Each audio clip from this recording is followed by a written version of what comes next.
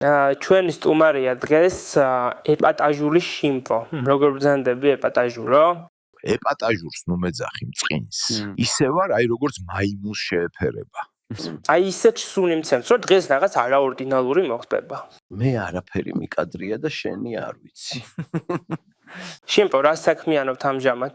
უმუშავარი, ყველგან მეგრულს და კალკულატორს ითხოვენ.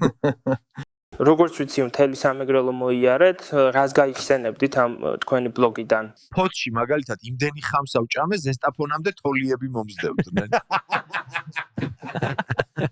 გავიგეთ, რომ ქეთიაკი დუნაშვილს დაშორდით და რამ გამოიწვია ესეთი ეპატაჟური წყვილის დაშორება? დალევას და ბანანს მიკრძალავდა, მერე მისი ქმარი გადმოვიდა ჩვენთან და 3-2 საწოლიანზე ვერ ვეტეოდით. შიმპო, თქვენ სადაური ბრძანდებით, რომელი კუთხიდან რო გითხრათ? არ ვიცი, მაგრამ ყველა მაიმუნს მეძახის და მკურნალობ. ვინდა ეს რეზინის მიკროფონი, როგორც საუკეთესო კორესპონდენტს გადმოგცე ეპატაჟურმა.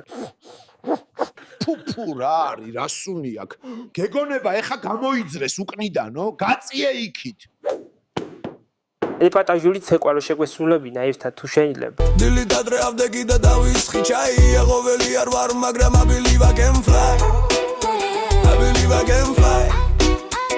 ბერიმადემ თუ ჩემი შვილი ვერ გამიგებს, თუ მამა ჩემი და მარიგებს, თუ ჩემი სიტყვები გაცითლებს, მაშინ ავდგები და გულში ბოღმას ჩავიდე.